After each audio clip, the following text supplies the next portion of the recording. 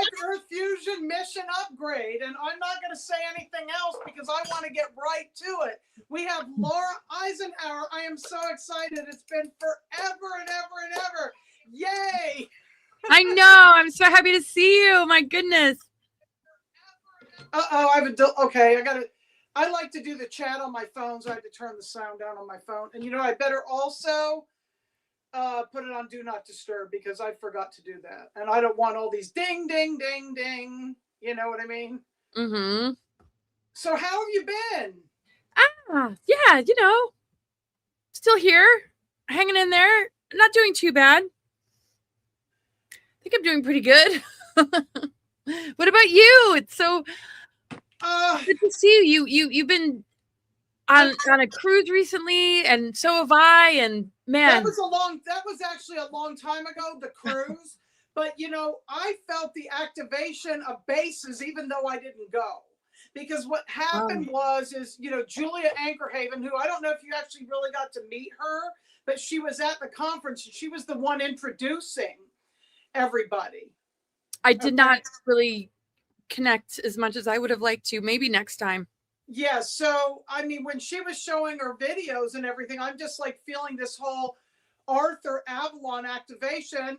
And I'm having to drink out of my Yorkshire cup from my parents. I never actually made it to the UK, but in 2014, I went to Ireland. And in 2015, went to France and Spain.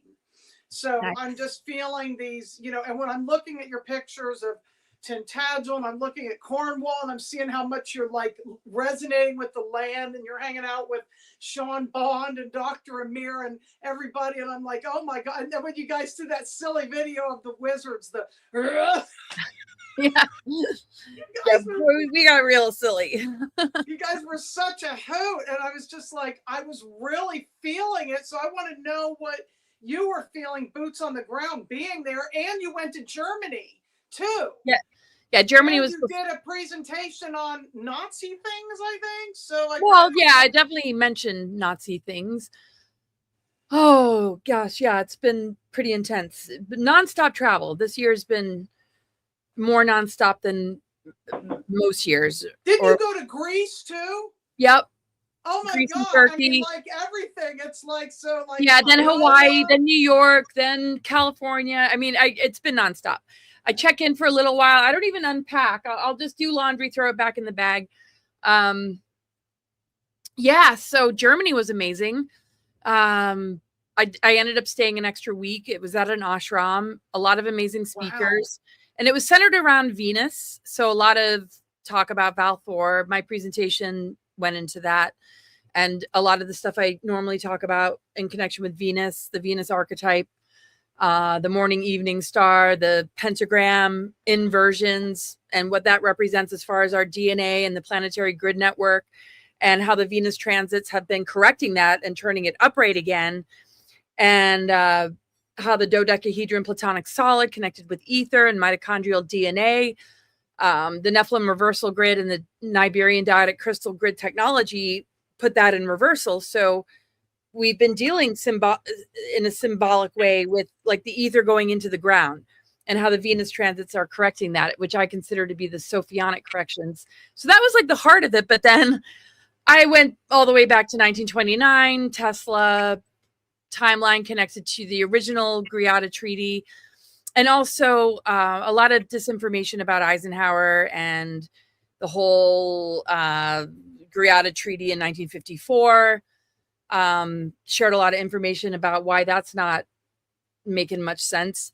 And also him supposedly putting to death millions of Germans on purpose, like this genocide, starving German prisoners. And I just did my own attempt at a slideshow that's a video with narration and some moving pictures. So I've learned all the tech stuff, which I'm very proud of myself. So it's not like high level or anything. I'm like you, where we're learning as we go, and almost wanting to throw my computer against a tree. Yes. Very nice. So I'm apologizing to my camera. I'm like, I'm sorry, but seriously, what the hell? So I'm almost done with that. And it has to do with all the evidence and information that people aren't even looking at when it comes to the Second World War. And the Marshall Plan and yeah, that guy you Germany interviewed, and just this one author that literally created the smear campaign that so many people have bought into. Sorry, go ahead. No, that one guy that you interviewed, and I can't remember his name. Oh my God, it was so activating and he's talking about the blue beings, which was the Sphere Being Alliance, and and that the whole Eisenhower story was much different than anybody. I just can't remember his name right now. Yeah, Dan Cooper. I was driving in Black Mountain. I was actually driving on the interstate. I was on I-40 when I was listening to that. It was like, yeah, Western North Carolina because you used to live there. Yeah, all over the East Coast, North Carolina, Asheville. I lived in Raleigh for a while. Yeah, so Dan Cooper has. That's it, Dan Cooper. Yeah. Yeah, and it's not about Eisenhower the man. I'm not like out to protect the family name. It's a little bit deeper than that. It's messing with timelines. It's actually targeting us because he was about we the people. It wasn't about him. It was about what we're all attempting to do, what we're all doing, what we're all going to succeed in doing, the victory that we win from within, remembering ourselves, being sovereign beings, breaking down the programming, staying strong, or if there's any infiltration, being willing to overcome it and bring voice to it. So to me, that's what it represents. And if he's going to be targeted, it's still targeting on us because false history and trying to rewrite it is just like rewriting our DNA code or our childhood memories. I mean, we have to get in touch with it, even though maybe some things we don't want to remember and we don't need to remember. We're here to overthrow this weaponization of frequency, rewritten history, and the fact that we've been kept from our galactic history to even understand the control groups behind this that are beyond just the human sphere. So that's really the motivation behind it. And I was shocked because I got a standing ovation. People came up to me crying, and I wasn't sure how it was going to go in Germany. And what town was it again? We were in Kirchheim or Kirchheim. And then I stayed an extra week, met a pilot who took me up in a plane with Brad's girlfriend, Venus, who's an incredible healer and really cool person. And yeah, so this private flight over Wee Weaselberg Castle where Heinrich Himmler had his like stronghold of Black Sun agenda, like occult stuff. Yeah, so it was super trippy. And then that was after the cruise in Greece and Turkey. Wow. And yeah, England, Cornwall. I mean, this is home to me. Cornwall is like my favorite place. It's like soulmate of a land. It was an incredible conference that Miles Johnson hosted, and yeah, hanging out with those guys after the conference, Dr. Amir and Isha and Sean Bond, going, to Cornwall and Tintagel and this incredible waterfall. I can't quite remember the name of that exact location. I'm sure somebody listening is like, I know exactly what that is. But it was so activating and wonderful. And then hitting the pub, King Arthur's arms, and flirting with, no, I'm just kidding, King Arthur statue. That is so wonderful because what I'm feeling is, in spite of what's going on in London with the Stargate 10 Brotherhood, if you know what I mean, and King Charles bending the knee to that type that's taking over New York and all this, I still feel the Stasis Arthur rising up like, no, I'm here. I'm coming. Like totally. Yeah, like, and it's funny that happens when there's such a drastic takeover with, I know there's cameras everywhere and just everything going on in London, but this wasn't in London. What did you think of Devises? Did you like Devises? Oh, well, yes, where the conference was in Pusey. Also, I love Devises. If I say so that. You went to Vale of Pusey, and did you go to the Stones? Well, the Stonehenge is very close to there. We saw the horse and everything. I've spent a lot of time in Avebury Henge and near Stonehenge, so I kind of stayed put. But yeah, Wilshire, lots of crop circles. Didn't see any crop circles. I I heard a few new ones came out. I really love the town. I mean, I just love England. I love the history. Some of the history is super dark, of course, but Miles understands a lot of what's going on there in underground bases, and Right. You and me understand a lot about the ley lines, the Michael Mary lines, and it going right through that area, all the way down to Cornwall, Abrahamhenge, Stonehenge, Yep. Glastonbury. So, I just kind of follow my own internal guidance as far as how these sort of trips manifest. But Cornwall, I grew up going there, and the history there is incredible. And I just talked to Lisa Renee recently, who was talking about, massive attacks around that time connected to the White Queen Bridget, which we know and I have a Bridget thing over there I can grab. Major attacks, like the hatred that the archons and the dark agendas have towards the divine feminine, any archetype or version of her, is so extreme. So sometimes I feel like, and I know you go through this too, and a lot of women, it's either women are very disassociated and locked into the programming. Doesn't mean they're not soul centered at times, but I think a lot of us that are very strongly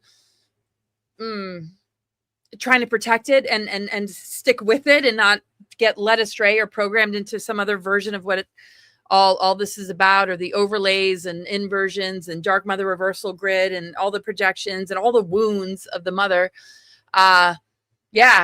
Feel this subtly. And at times I did feel during that experience and going to the land, massive activations, but also really feeling like I was leaving my body at times, like almost like, wow. But I'm used to that too, just kind of floating out of my body and doing all I can to keep my physical body alive. But it was very strong at times there. We had hens, and one time, like chickens. I know you have a lot of farm animals too. And we had one named Bridget. Now, Ashiana Dean, Iasha, has moved to Ireland. Did you know this? Because she said that the grids of Stargate 2, Siesta Key, which is also part of an extension arm of Cathedral 1 of her new work coming from Mayaka, has dark flowered. And what I got when I was there in South Florida in 2025, when I went on the first Margaritaville cruise, is that Stargate 2 had temporarily been moved to Mar-a-Lago by the Brotherhood, the Luciferian Atlanteans, which is better than the Satanic, obviously. The ones that are in control. You have the Luciferian and you have the Satanic. And the Luciferian ones may not be doing the child sacrifice and things like that, but I really think they're having them go in these programs to augment and enhance them for like going to Mars or whatever. What are your thoughts on that? That's a lot. I'm not that familiar with all of that. I think I did hear about her living there. I'm much more not in resonance. And that's me. That's not her quotation. I'm telling you my experience, that when that was dark flowered, it's like, there supposedly Mr. T has an Ark of the Covenant replica, a replica of the Ark of the Covenant. Supposedly the true Ark of the Covenant is in Andromeda now. It left Ireland and is in Andromeda, according to Iasha. I mean, perhaps. I mean, I don't doubt it. It's coming from you, and yeah, I just feel more outside of a lot of stuff than I feel like my true path could have been. I feel it's not I'm not exactly where I'm supposed to be. And that's not out of ego. That's not out of self-importance. But I feel that some of the presidential families that are here for the human race, that are not part of the cabal, that are literally doing all we can. And I don't want to take credit for what Eisenhower did, but from what I know, I was working closely with him from the galactic realms and chose to come in and got out of that Mars recruitment, which wasn't easy, to really collapse that timeline. And I sometimes feel like I wish I was a little bit closer to all of it to truly be able to give voice to it. And I just feel like I don't really know what's going on. So it helps to hear from you, because I know how much you understand this sort of Well, maybe it's a blessing that you don't have to deal with it, because I've disclosed some of my memories of things that I don't want to get into. That's part of why I went dark for all those years, because of these, what we now put under the umbrella of SSP, which before it could have been SRA or it could have been my lab, all these weird type of memories. I didn't want to be branded as that, because I see myself as a grid worker primarily. Yeah. That's kind of what my forte is, and what I actually enjoy is immersing myself in looking down at, like a paranormal historian or psychic grid reader. I mean, that's mostly what I feel most resonant with, but all these other pieces are so important. So even if you don't want to get to that aspect, what about astrologically, what's playing out with all this? Yeah. Well, yeah, and I was recruited to go off planet. I'm not SSP from any regression work or any digging deep that I've gone into. Doesn't mean that there aren't past lives or other experiences in that realm. And there's many different levels. There's many different kinds of it. There are many things multidimensionally that one would have to look at. So it's more, I feel like, as far as Stargates, as far as Trump, as far as all this, it's like, why I don't know, why are the Eisenhowers not more involved in things in this world? I guess is kind of a question mark. And again, it's not coming from self-importance. I just really feel like he played such a huge role in our history, and some of us have very strong agreements to the future of humanity, and his legacy, that I'm sometimes not sure what's going on, because I'm not given enough information, except for Dan Cooper, who is extremely helpful. That was very helpful. And yeah, and I just feel like frustrated, like, and Lisa Renee's super frustrated. It's just kind of like, people are so quick to judge if you have a bad day on camera that you're going to be written off forever, or they're going to follow some rumor without really vetting the sources of that information. And sometimes I just feel like I'm not really able to, I don't know, do more, but maybe I don't need to. Maybe it doesn't frickin' matter. Well, we're heading towards a new moon, and the new moon is coming up on Tuesday, and it's a Cancer new moon. And when we think about the healing of the mother wounds, we're seeing Jupiter leave Cancer, the sign of Cancer, which was square to Chiron, the wounded healer. So for a lot of people, the mother wounds were coming up big time. And in that coming up, I think a lot of memories are coming up for people, because what was the purpose behind a lot of these dark agendas or any sort of negative alien agenda? It was the reversal grid energy. It was targeting the mother. So a lot of really, really powerful light warriors ended up having those experiences, because, those closest to the mother are very, very targeted. And it doesn't mean if you're not targeted, you're not close to the mother, but your memories might be buried. You might not have pre-fall consciousness. You might have been seeded later, but we're all source beings. We all come from source. So anyway, it's not about hierarchy, and we know that. The system, though, and the pyramid sort of hierarchy structure is a little bit different in that regard. Very different. When we think about unity consciousness, what is it all about? What does it really mean? Us all hugging each other and coming together? No, it has to do with switching on dormant strands of DNA. So when I look at astrology, that's how I view it. That's the context I see it through. We're elemental beings. The nucleic acids of our DNA are elemental. The 13th sign, Ophiuchus, which the sun moves through November 30th to December 17th every year, brings us into the focus on the ether elements: earth, air, fire, water, ether, connected to the mitochondrial DNA. So when I see, what's going on astrologically, I sort of frame it through the awareness that the planetary system knows how to heal its own body, just like our higher self knows how to heal ourselves.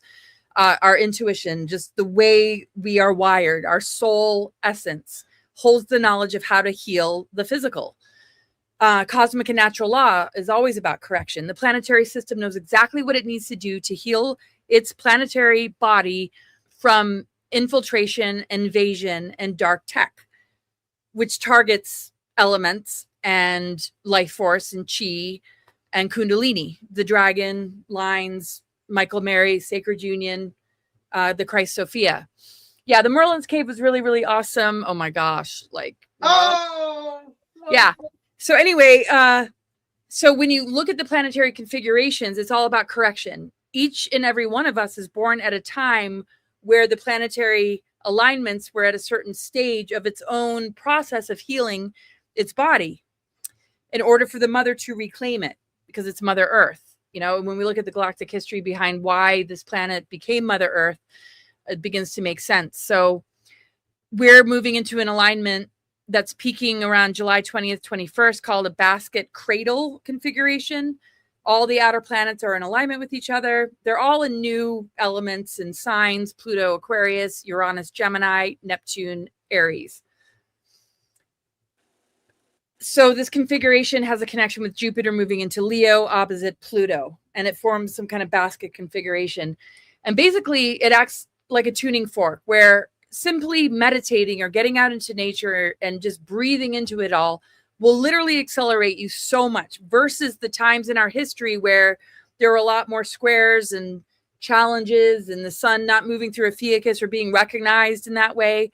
You know, we are moving through all these different cycles. All these planetary alignments have been utilized because of the occult knowledge that the deep state has to engineer false flags and psyops to keep us in this artificial trajectory and timeline.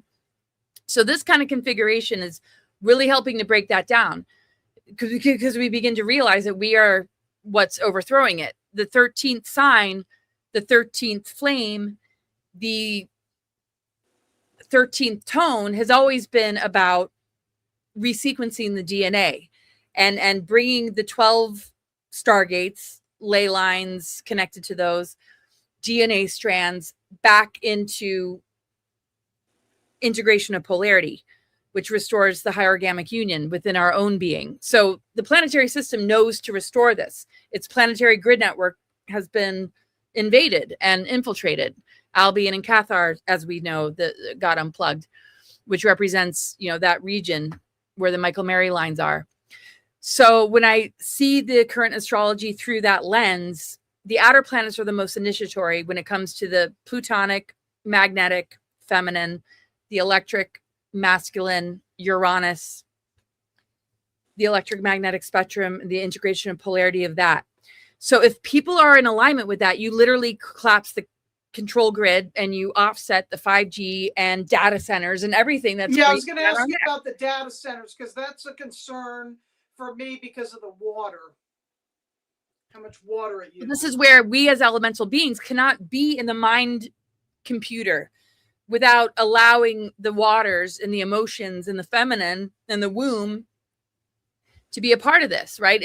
And this is what brings people away from their soul and into transhumanism and the loss of the soul matrix, and in a world that becomes barren, loss of waters, going underground. Like, what does that lead to?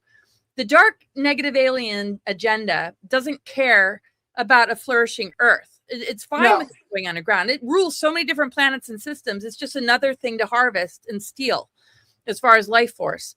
So any human that's going to buy into that, hold on. Any human that's here, I got my camera off. It's okay. Sorry.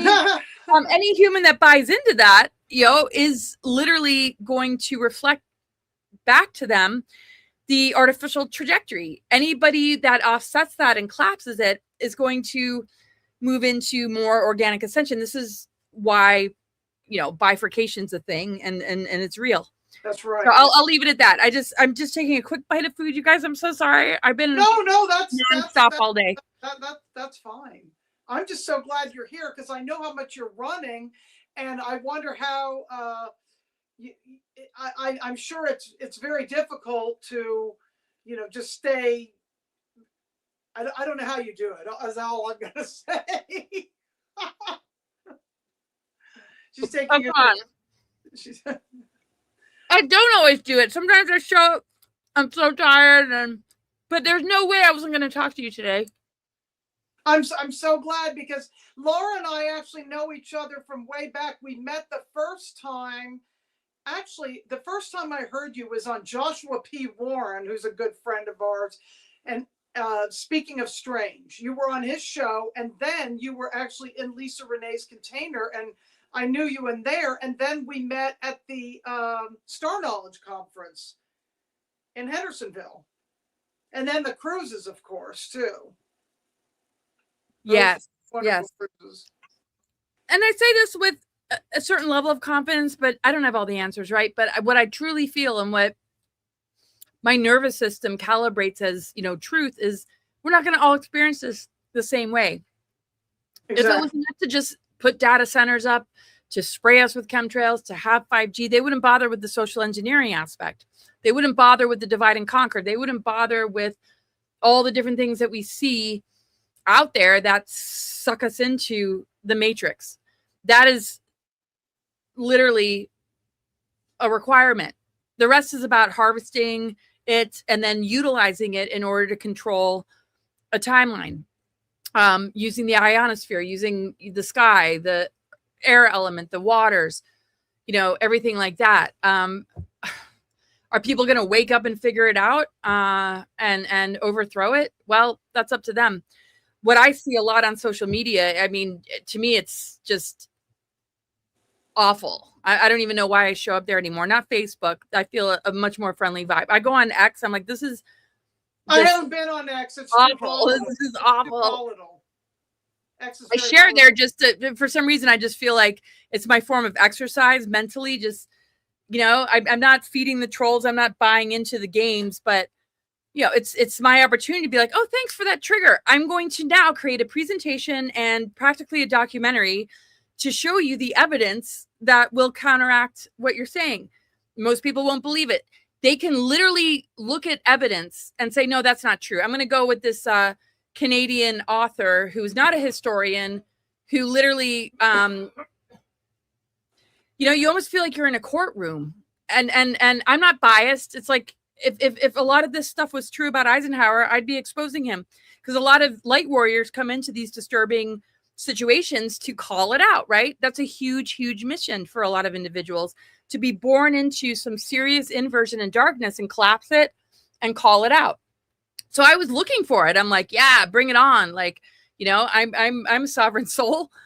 And what I find is like the opposite. So I realized, that's why I chose to came in, because they're messing with the timelines, because everything that I've researched and I'm looking at shows the opposite. And here's the evidence. Here are the whistleblowers. Here are the family members connected to these people that say what they experienced, that are backing up a lot of the really profound researchers, whistleblowers, and historians. It doesn't matter, what you land in. It's all work, right? So even outside of the family, I was walking through underworlds and inversion.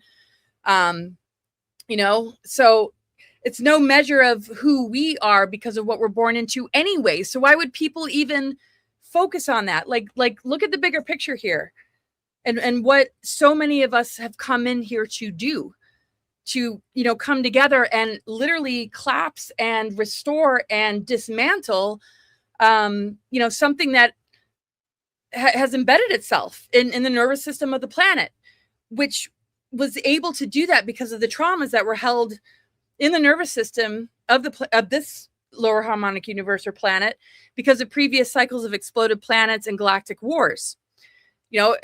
Just like us, when we're in trauma loops, it's very easy for a narcissist or some sort of energy vampire to jump in there and be like, hey, let me leverage that for my own benefit. So anyway, I for you. What is the timing for full disclosure regarding the political positioning, especially in the United States? I don't know, because it's like, what timeline is that? And like, who's going to say what? Looking at pictures of Trump with two Nordic looking beings. It's like, or, people sharing. the timing of it is when people start to give and show more respect towards experiencers and contactees and people that have been in this field for a long time. And when people are humble enough to create a better conversation about it without choosing a few figures to be in the public eye, you know, that are going to be the voice piece for this. And then Trump's just going to keep tweeting like, hey, you know, and I'm not saying anything good or bad about him, but it's so ego though, I think. And remember, there's only 4 races of beings too, by the way. and that's Hal Puthoff saying that. And he was the handler of my partner that recruited me to go to Mars. And I share that. And it's like, yeah, nothing to see over here. I'm just getting insulted mostly. And I'm not saying it from a victim place, but after all this censorship, and I'm like yelling it out, here's my experience. Whether it's trained bots or trolls, they influence a lot of people that are real people. So you have to nip it in the bud. You have to put a stop to it. And that's what false flags do. You can create a false flag or a psyop and think about the thousands and millions of people that buy into it. And then all of a sudden, you know, when something like that begins, and you might be a part of the storyline or related to somebody, then you're dealing with the curses, the dark energy, the negative energy, the projections, the accusations, and then nothing you say is going to be taken seriously, and people are going to listen to Hal Puthoff, you know. And the aviary, which are the group with bird names that were behind the recruitment of me to go to Mars. No, I never went to Mars, but maybe in a, you know, other kind of multidimensional scenario in my ancient soul history. You know, these people are known for steering disclosure narratives and disinformation and MILABs and gang stalking and psychotronic weaponry. And yeah, so yeah, there's going to be major resistance and opposition, rewritten history.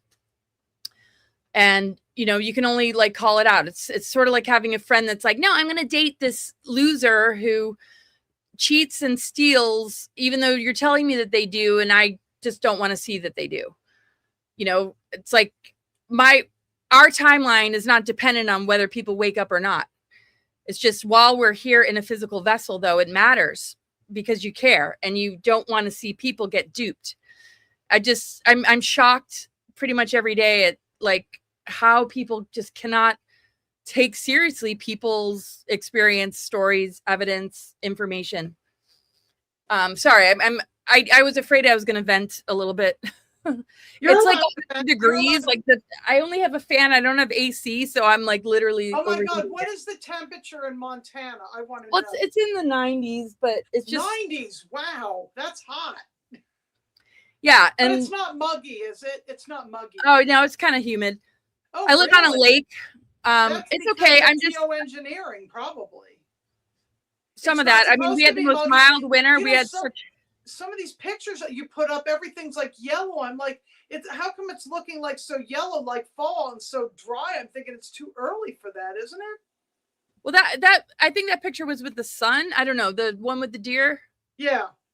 Anyway, I'm just saying, when is disclosure going to happen? To me, it's already happening. To me, it's a global conversation. It's not about the freaking governments. Not at all. It's not about some huge announcement. They're not going to expose what began in 1929, the interplanetary corporate conglomerate Nazi Draco alliance that we surrendered to in 1952 under Truman. I'd be very surprised if somebody's going to come out and say that. I am, but it doesn't seem to matter that, you know, I mean, literally it's like, oh, you know, maybe 10 tweets. Whereas a lot of BS that people might consider disclosure is literally going viral. So I'm not feeling very confident about it. I'm like bifurcation. I don't think so. I really think it's coming through Hollywood. And I don't know if you saw the movie. I had to see Disclosure Day. I really felt called. I eventually will for sure. And what were your thoughts? It was very activating for me, but it had nothing to do with the alien part. It was all to do with like targeted individuals, remote influencing, remote viewing, creating psychic assassins and Manchurian candidates, and the thing with the animals. I mean, it was just like that. It actually kind of put me in a meltdown. I actually started to identify so much with the the main character, you know, and the clicking and all that stuff, that I was emotionally like wide open. We went to the gym afterwards, but I had done a conference before that. The day before, I'd spoken in the Summer Days conference online. So I was wide open. I was starving, and we just went to a Chinese restaurant. But I'm like, you know, and the last thing they said in the movie was, the last line was listen. I thought that was very profound to hear. Yeah, I thought there was a lot of golden, I mean, like really important things in there. I only avoided it because I'm just the alien part, nothing really for me. Right? Yeah. Well, I feel like they're exposing what they already know people are talking about. It's like, well, let's touch upon things that are already viral, that are already being revealed, that are, you know, people's experiences, people's targeting, and let's, you know, try and steer the narrative a bit, so people like you will be able to see through that part, but also recognize what is being exposed. And it's just like with anybody, take what resonates and leave the rest. If you rely on any one thing for the full picture, you're going to miss out. You want to grab the things that you resonate with, explore and research the things that you're curious about, and begin to, you know, find your sovereignty and your truth and your experience within yourself to be able to make sense out of it enough to not give your power away or hand it over to some narrative or ET group. Because we hold ET genetics. We're here to reclaim our sovereignty, our divine blueprint, the Christos Sophia, the pre-fall consciousness. That to me is the priority. Everything else can assist us in that, or it can hijack that process. We have the free will to decide. And then the other part I did not resonate with was the whole gray thing, because there is a whole being sympathetic towards the grays in it, you know, and I know David Icke brought that up, and you could feel that was in there, that was really, but that wasn't the kicker for me anyway. I mean, I don't resonate with the whole, I'm not going to throw the baby out with the bathwater, and I'm not going to say all grays are evil or anything, but I just, you know, they have to respect that I'm God's sovereign and free, and if they don't respect that, then I don't want anything to do with them anyway. Exactly. So there was this like you're going to pull the best out of thing, and there's a lot of social media influence about grays and stuff like that. And since all this, like everything's about the grays, and just all the social media influencing stuff in general is just, it's just nuts lately. Just crazy. You know? Are you there? So it was good, because what I think it was used for is this. I think it was to show the people that are aware of this stuff that they're disclosing the programs, but it was also for the next round of newbies that they're doing the programming on them. They're doing the MK Ultra programming on the ones that aren't awake, because they're just looking for the nugget about the aliens and UFOs and UAPs at the end of the movie, and they don't even know what they're watching up until the last 10 minutes of the movie. That's what I think, if you want to get it in a nutshell. They don't know about, you know, the 3-letter agencies and like the remote influencing, and I don't think they understand the level of targeting. And of course it had the entertainment stuff, you know, that was like Indiana Jones with the train and the chases and all that, and you know, that makes it fun. But I just don't think people really even knew what they were looking at. Let's see what the chat is saying. I don't know why I'm not getting all the chat in this, so I have to look at my phone. Well, I think with anything, there's so much to take from it and so much to have boundaries about.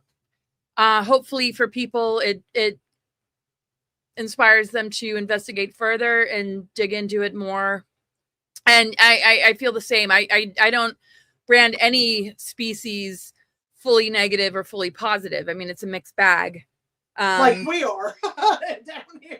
Yeah, exactly. I mean, there's hybridization programs, there's agendas that want us to welcome certain things that maybe we shouldn't.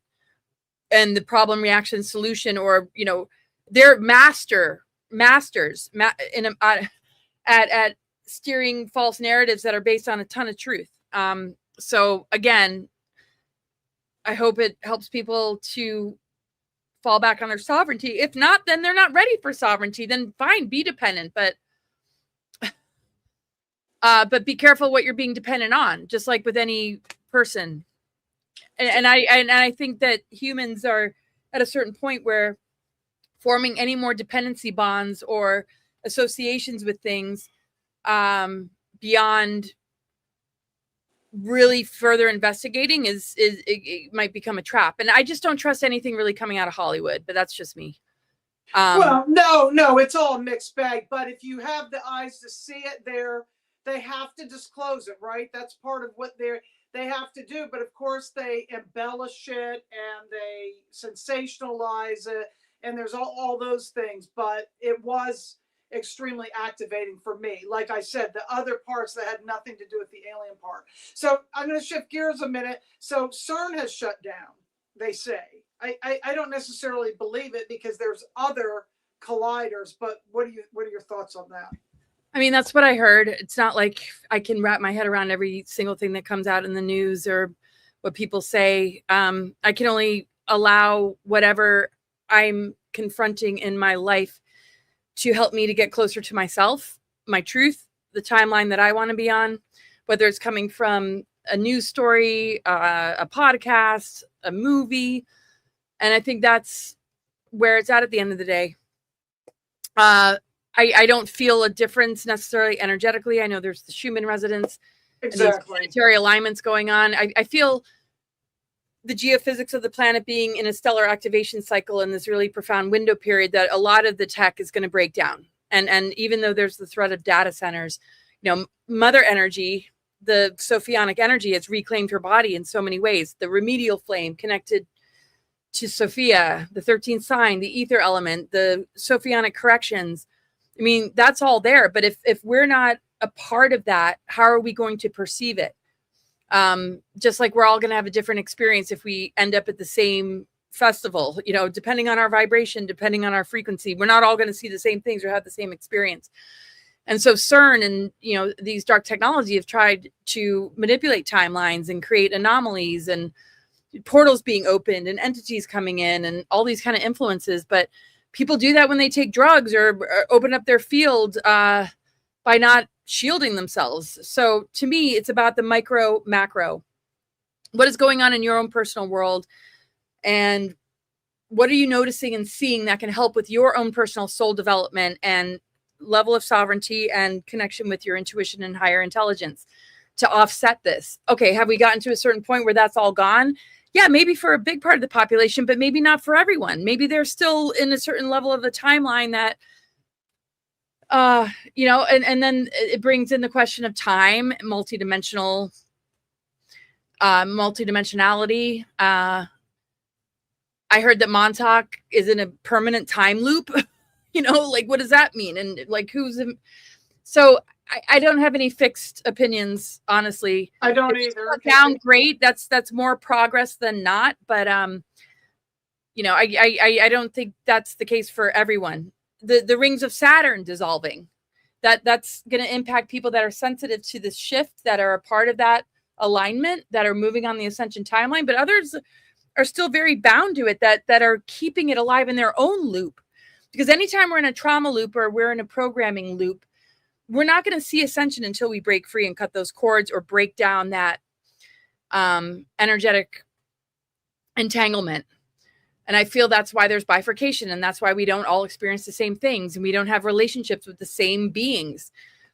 I don't know. I know it gets all like philosophical, and I don't know. It's a bad answer, but it's all good. Oh, here's one I could throw. I would say bad answer, but I don't know. What were your thoughts on 3i Atlas? Remember, do you think that was it had things that were important, but it also might have had some psyop energy to get us to focus. I noticed what was very interesting is during that time in Western North Carolina, anyway, the government was actually shut down and they weren't spraying any chemtrails. And I feel like I could actually see something in the sky I was not able to see, where I could see into the firmament, which I thought was very interesting. I honestly didn't put a whole lot of attention on 3i Atlas. And I think, everything's kind of a mixed bag, just like every planet. There's a shadow side, there's a weaponized side, and then there's the higher octave side. And there's something that is just like with planetary alignments that represent a huge growth period in humanity. There's a psyops or false flag to hijack our energies in order to link it into something and steal and harvest. So I think there's always the higher version and there's the shadow version. But to integrate polarity means we have to experience a bit of both and to come to a conclusion that finds stability, because integration of polarity is what's stable, what actually ascends, not choosing one over the other, masculine or feminine, light or dark. It's the integration. So I feel like with different planetary alignments, yes, we're going to be witness to the dark side of it, but can we be a part of the alchemy to experience its higher octave? And so I just sort of looked at it like that, like, okay, another opportunity for either linking into the PSYOP version or experiencing what are the energies that are coming in right now that are assisting in our growth and development. And sometimes the challenging stuff is a huge catalyst. And then it flips the script. Sometimes the light is the imposter, you know. So again, it's another one of those like, right, but it's the sensationalizing of it that sells. It gets clicks. It gets clicks. And people are like, I know exactly what's going on. That's this, that's that. And sure, that's great. But I think there is a lot of addiction to clicks out there. Yeah, because if it doesn't get clicks and you're in the middle, you know, what are you doing, right? That's the whole thing. That's probably why I don't get that many. Well, I don't know. I don't know. Yeah, it's crazy. It's crazy. I mean, I think, yeah, it's great to be heard and share, but yeah, a lot of people fall into the trap of they're only doing it for that reason. It's like, or they're just repeating something. I don't know. And it's not about judgment either. Parroting. It's just, we're all here to experience each other, to grow and to share codes and to be catalysts for each other. Empty clicks, more meaningful clicks. It's really up to the person. What do you take from it at the end of the day? It's not so much about the judgment of the person that's presenting the information, but what does it do for you? Is it helping you to grow and find yourself, or is it just another distraction? There sure are a lot of distractions lately. So I would say people need to get out in nature. So how's all your animals doing? You have a lot of animals, don't you? Not as many as I did before, because our neighbors are too close to us, so they couldn't handle the goats. They were already at that age where you need to let them go off to the goat bar and meet other goat partners, which is not where you would want your goat children to actually meet anyone. Which I mean metaphorically is a bigger farm with other animals and a greater, broader experience. It's like, okay, if we can't have them here, let's find the best home for them. And we did. The chickens are good. Not all the chickens that were around when I talked to you last are still alive. Predators, and we try and protect as much as we can. Bunny rabbits got into trouble. They escaped and began to harass the neighbors. So yeah, it's really good if you're going to have animals to have a lot more land than we have. So we have dogs and cats and chickens, and our bunnies, trying to keep them contained. And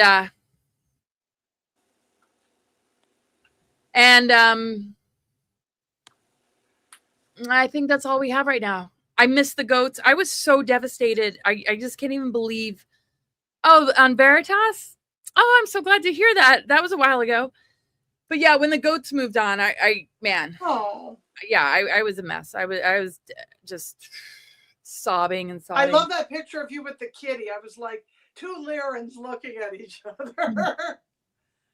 When I lost my cats, I was devastated because you remember my cats. I don't have any of those cats that you met. I know. Like Soda that went all over the road, and Freya and all the other ones that you met. Yeah, it's only Arthur now. Just Arthur, and then we have a fish named Atlantis. So we travel light now. Yeah. Oh, I'm so sorry though. I know. It's just so difficult. I couldn't believe that, like, even 10 years after losing one of my cats, I would still just break down. Just like, something about those. What's this kitty's name? Luna, the one in the picture. Yeah. Yeah. Yeah. Yes. So the animals. What was it like Do you mind telling me what it was like to see Robert the doll?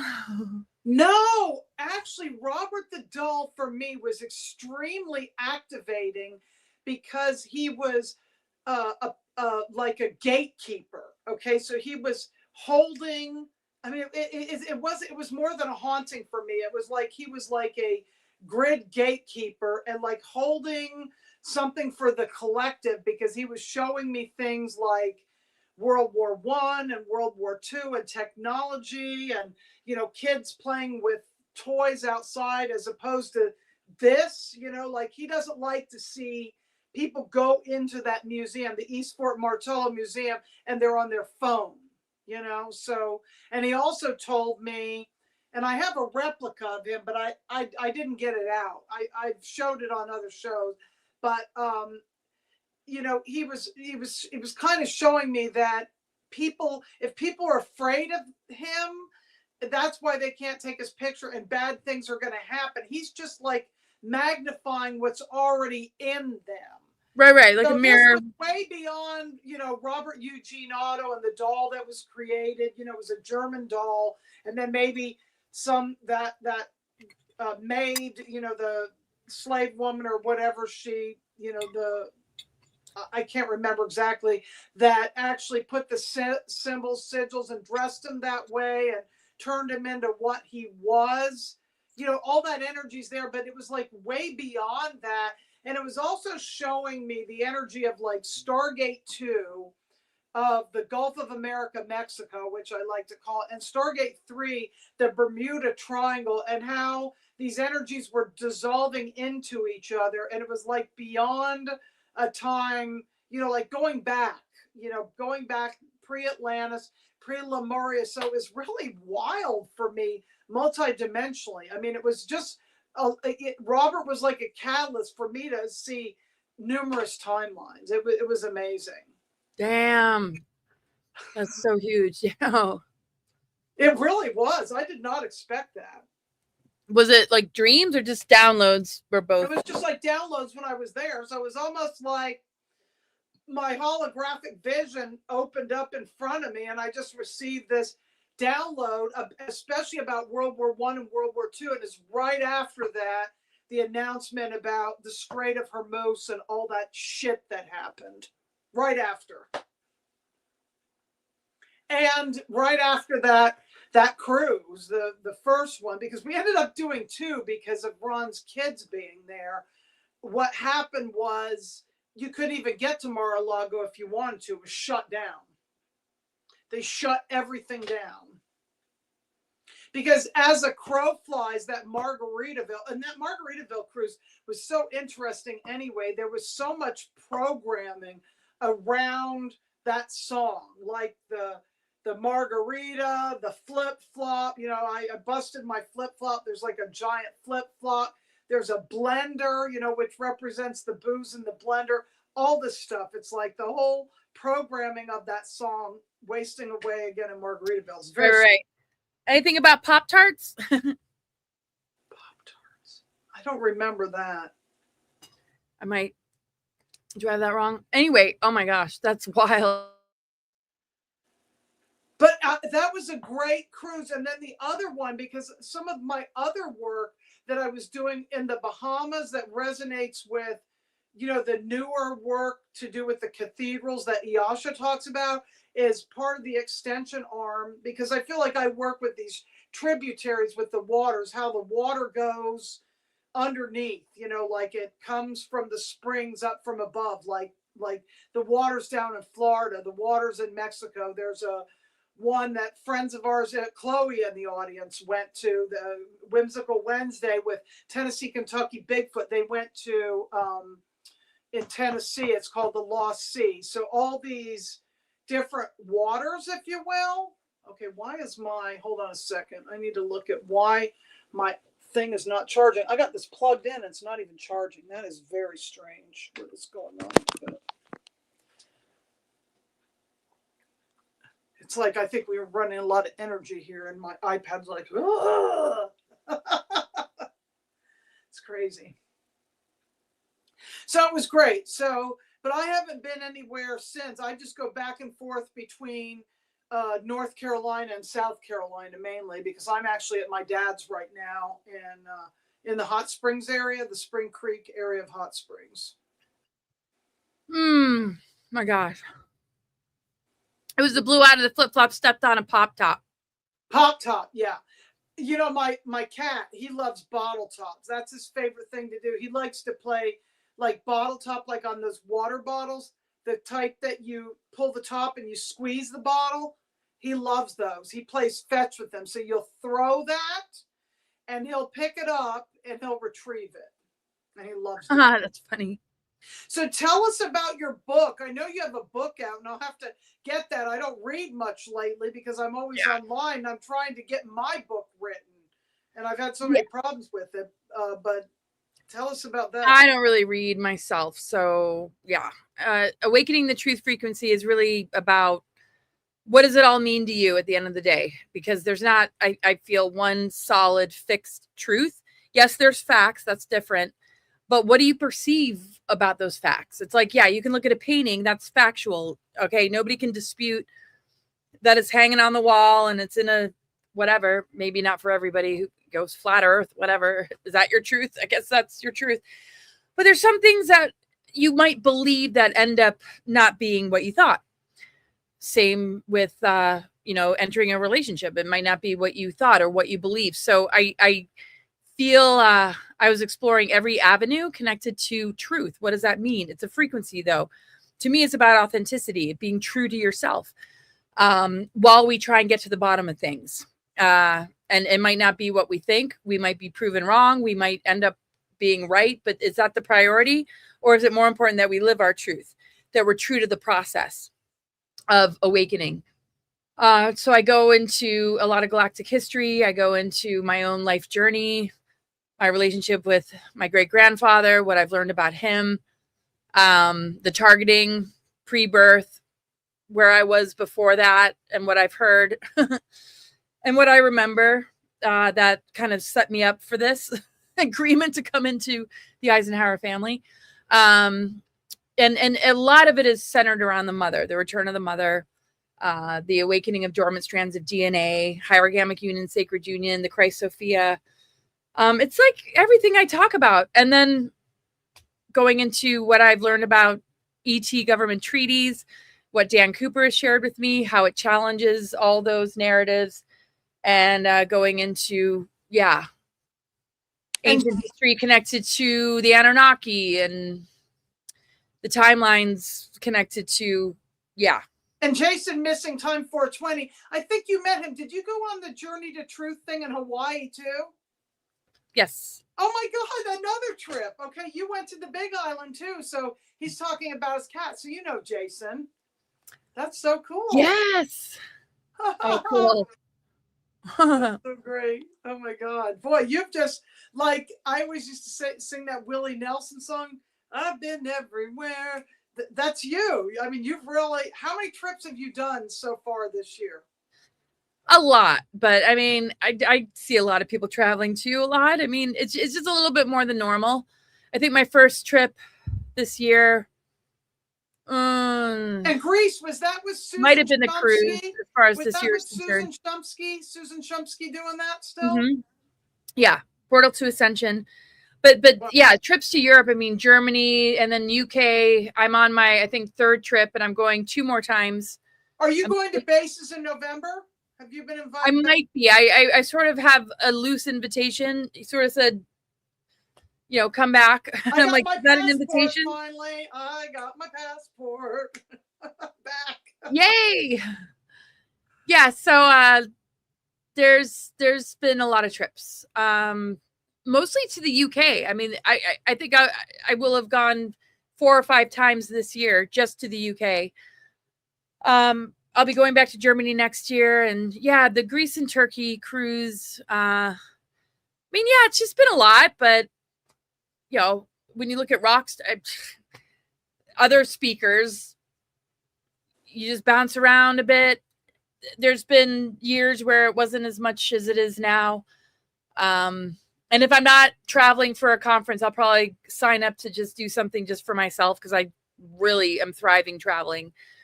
I just love to travel. Yes. As long as you can keep, I love to travel too, but sometimes it's keeping your health up and stuff on airplanes. It looks like your friend is ready to come in and join us. Oh, cool. Yeah, I mean the airplane part of it, it's not always easy. I'd like you to introduce, let's read this comment first here. It was actually Laura's discovery of the depth of her grandfather that sent me on, yeah, see, I can't find my glasses in this room either right now. Death of her grandfather that sent me on mine, which was wild, and his connection actually to Eisenhower and FBI's J. Edgar Hoover and more. Oh, very cool. Thank you for sharing. So Jamae Sansare, all right. She is my collaborator on doing readings. She does more of the energetic, tapping into the Akashic field. She is an herbalist, healer. Man, she's been to a lot of amazing places, lived in a lot of amazing places. Incredible mother. One of the areas is Kauai in Hawaii. Yeah. And she is a galactic being, very aware of the galactic connection that she holds. And one of those, yeah, really just high vibe, very tuned in kind of people that really holds amazing space. I do readings with her and it's always incredible, the impact she has on our clients. And yeah, I thought, like, and where are you now? Have her come on. She has a lot of awesome insight. So, where are you? Happy to be here. I'm in California now. You're in California, okay. Yeah. How about you? Where are you, Missy? I'm in Western North Carolina. What part of California? In Northern California, Santa Cruz. Oh yes. Where the redwoods are. Santa Cruz is the first place that I ever had pesto pizza in my life. Oh, yum. Isn't it so good? Oh, yeah. Yes. There's some good, there's Pizza My Heart here. Pleasure Point Pizza. Yeah, there's some good pizza places here. Yeah. It's a beautiful area. And it's not too far from Carmel, I think. Is it pretty close to? Yeah, Carmel's south. Monterey. Yeah, Monterey. Yep. Yeah, it's gorgeous there. Yeah. Yeah. And then you have Mendocino north. So there's some great places up and down California coast. Yeah, there is. Yeah, yeah, it's really special. Yeah. So you guys what are you guys talking about? Well, we're just catching up on all her trips and just a little bit of everything. Just, Eisenhower, just everything that's going on, astrology, and now she kind of wants to bring you into show and, like a show and tell or talk about what the two of you do together. Yeah. Oh, we're amazing. We work together so well. So she reads the astrology and then I read the Akashic field. So like what I see energetically will be in the chart. Like it's so fascinating to me. So we work really well together. And she's just amazing. So because she's not only reading people's astrology charts, but she's intuitive also. So she's, channeling through amazing information. And yeah, they're really powerful readings. Yeah. And what are you getting right now as far as like in your area? And let's just start with the United States. What are you feeling energetically? Oh gosh. Well, there's definitely some really intense energies happening with the split that's going on, like Laura's talked about the bifurcation, leaving the 3D energy field to the 5D. So it is intense. I know people are probably having like body things going on, thinking that there's something wrong with them. There's not. We're just like, we're morphing out of something that wasn't right to begin with. And so our bodies are trying to adjust to that. And yeah, so it's, and then purging out just all the trauma from being here, looped into this matrix reality, non-reality is what I call it. And so there's a lot of pushing out what does not belong in the body and the energy field. So that's kind of what I've been seeing a lot, and it's intense. So old stuff is coming up that might not have even been someone have been aware of, that's just been on like autopilot or looping. So, and it's coming up front and center to go, oh yeah, this was there, and then clear it out. Yeah. So Yeah. that's what I'm seeing on the collective personal, with everyone's like personal ascension or, shifts.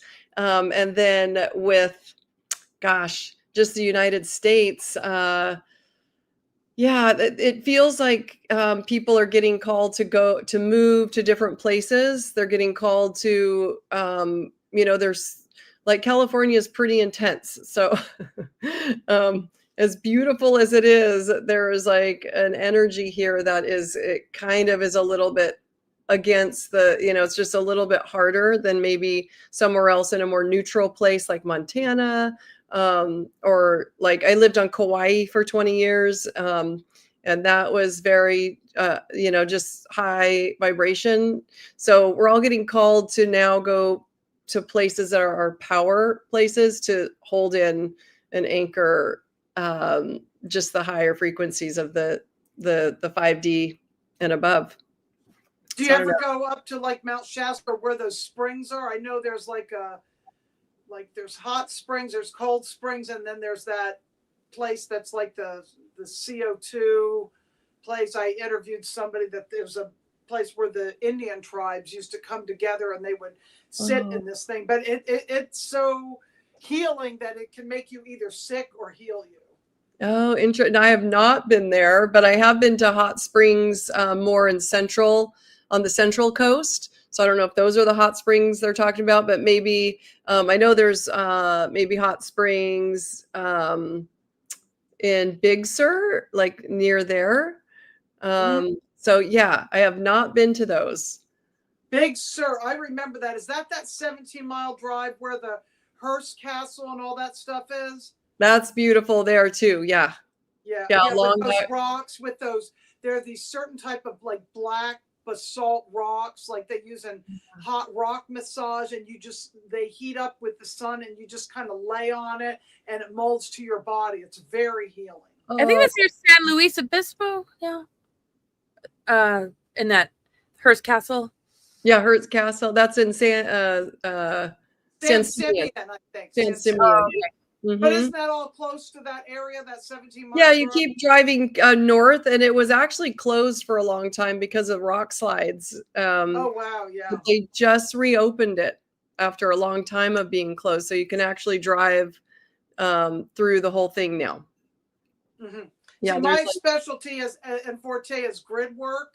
And actually, when, after this show, Whimsical Wednesday, Chloe and I, who's in the chat, are actually going to be doing some work in the Southern California because of a show we did with Rob recently, and because of where she is in Australia, and looking at some Lemurian stuff in the Pacific and things like that. So, Laura, I'll let you guys talk anywhere you want to go, because I'd like to hear more about what you do together.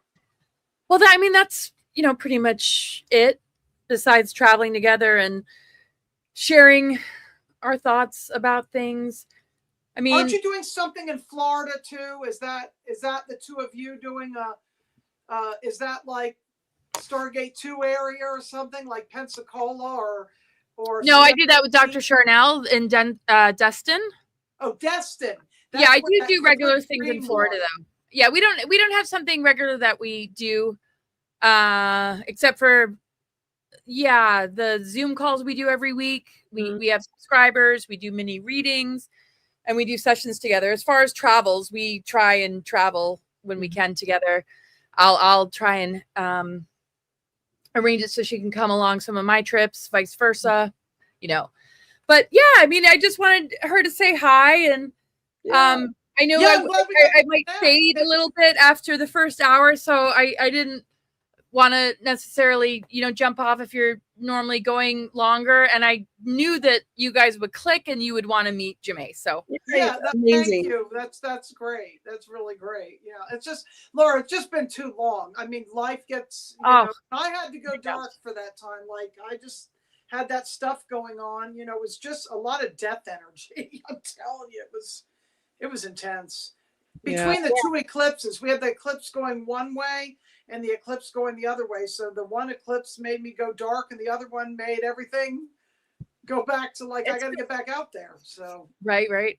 It's been a big roller coaster. I mean, and when it's dark, it's like dark night of the soul. It's like such a process to go into that region, and it's not so much always about one's own soul or one's own experience. I mean, I think we all have in common that we go into a lot of dark nights for the planet, for the collective. And I'm sure a lot of your listeners can relate. And this is what outer planets show us. There's Pluto, Uranus, and Neptune. If you have personal planets near any of the outer planets, you're going to experience generational things. You're going to be moving energies for huge numbers of people, for humanity.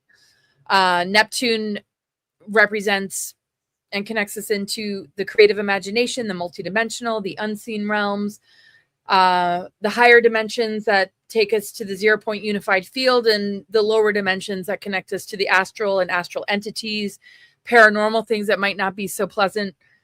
And like you, that Missy, who are aware enough, you can understand both sides of a picture to the point where it becomes whole again.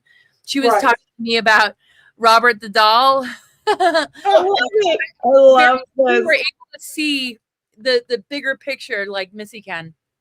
Yeah. Of how so Neptune helps us to see many dimensions of something, not just so go ahead. It was just like a holographic thing he was showing me. He was showing me like almost like a screen of, you know, like World War I, World War II, the rise of the Industrial Revolution, where it's like we were at our height then and we're on the downside of it. It kind of left me kind of sad, because he's not that a doll can be sad, but he was kind of sad in a way, because he sees that technology getting the better of kids. Because when kids go in there, instead of wanting to connect with him as much, they're doing this. They're doing a lot of that. And he said, you know, there was a time when kids used to go outside and play with homemade toys like him. But I mean, not that kids don't connect with him. He wasn't saying that either. And it wasn't even him. It was more like reading the energy of the people that go and connect with him and what they're connected to. So it's like they're looking at him, but who are they connected to, and where on the planet are they connected to? What country are they connected to? What star system are they connected to? So that's what I mean by like multidimensional. Right. And that's what's interesting about the three outer planets, because Neptune represents that multidimensional, but the Pluto, magnetic, feminine, Uranus, electric, masculine, the electromagnetic spectrum and how that relates to our DNA, the positive and negative charge in the planetary grid network, the integration of polarity that begins to take us into higher dimensions, higher harmonic universes. When you see Neptune working with Pluto, Uranus, these are the generational planets. So every generation will hold, if you look at it in a 10-year span, 7-year to 15 years, because they all move at different speeds. We're born into generations, right? You see like your goth sort of grunge generation, you see your hippie generation, you see the 50s, right? And you can see that there's certain trends and certain things going on that have characteristics of those three planets that are at the outer planets. Some who have personal planets strongly connected to them, maybe they're ascendant as well, they will be like major, maybe trendsetters, or they'll really embody what that generation represents. Other people will be on a deeper level of it all, what it really represents as far as the planetary system working to heal itself through these planetary alignments, which are its greater intelligence. It's part of how the planets connect to its own stargates and ley lines and circulatory system that some would say is oil, and then the ley lines, nervous system, the heartbeat, the heart, the diamond sun, or whatever. These outer planets and the configurations that they make has a lot to do with how the planet is moving into ascension, its higher version of itself, just like us humans. Mhm. So you might have sort of the superficial trends and cultural things as far as what's kind of in or what's popular. And then you have the psyops and false flags that come with that same era. Oh, this is the generation of 9/11 or school shootings or, you know, these particular world wars. And so it's very fascinating when you see the deeper levels of what an authentic soul that is able to see through it all is holding. And I feel like, you know, you guys and a lot of your listeners and what I've discovered about myself is, you know, we're trying to see it for the core of its truest meaning in a way that's really going to, you know, help improve things instead of just going for whatever is popular and trendy or going for the psyops and false flags and being conditioned by it or going for the indoctrination programs. How do we dismantle it enough for these energies to begin to collapse the control system and break down the dark technologies that are trying to keep these other levels of the multidimensional alive, which is what Neptune is, where we're riding a band of dimensional frequency that isn't connected to the 0 point unified field that can actually purify the elementals and begin to switch on what's dormant. So I feel that that takes a lot for any soul to step up to and awaken to. And I feel like that's what the awakening is about. Can you shed those layers and embody something that can begin to move it into more meaning and coherence so that we stop things like child trafficking and pedophilia and a lot of the architects that are behind the facades. And I want to give a shout out to Julia Ankerhaven, who just did a great interview with Drago Reed. And Julia was the one that did the, you know, introductions for Miles at the Basis Conference. That's awesome. Oh, that's really awesome. Yeah. So Cool. Yeah, no, it was such a great conference and everybody that I met. And I look forward to just building these connections more. It's just such a fun time. I mean, it's great when fun mixes with the most serious and most unbelievable shit you can ever talk about, like on the planet that's like very serious and very disturbing. And King Arthur. It sounds like I heard that pub had pretty good food, I guess. Oh, the King Arthur Arms? Oh yeah. Yeah. We didn't even go to any other restaurant. We were just there every night. That's so Oh, cute. that's awesome. Yeah. Oh, fun. But thanks for letting me like have that rant about it. But it's just wild because the electric, magnetic, and the multidimensional are our makeup. And literally what these energies are doing, what these planetary alignments are doing is restoring the divine blueprint and collapsing the reversal grid and breaking the seals and fences in our DNA so that we can literally be the divine human again, that we always are underneath it all. Because when you look at the superficialities out there, I mean, it's the personality matrix. It's compartmentalized egos that are literally carrying labels and defending that label. Even it doesn't even matter what is exposed. You'll be more attached to the label and defending it than the truth of what's actually happening. Oh my God, isn't that the truth? Yeah, like a political party name. It's like, oh great. yeah, look what happened during the pandemic. Wokeism. Exactly. Yeah. And it doesn't mean that anybody that associates with the label is negative or a part of it. It's just if you can't call out things, it's sort of like if you're a Catholic priest, great, be a Catholic priest, but will you call out the pedophilia? Will you call out the crimes against humanity? Will you stop defending something and using it as a mask and as a cover for whatever's going on that is hiding behind that label or mask? So same with disease. What is the real reason we even have those things? Right. So to me, bipolarism is you can't deal with the school system, so you're splitting into two, and you're hot and cold. But that's not because you're sick. It's because you cannot be in this system without it really fracturing you. That's right. So find your freedom. It's like we're never getting to the bottom of why. We're just too attached to the label aspect. But I'll shut up. I'm talking too much now. Oh, no way. I love it. No, that's why you're here. Well, I know, but I mean, like, I think I've made my point.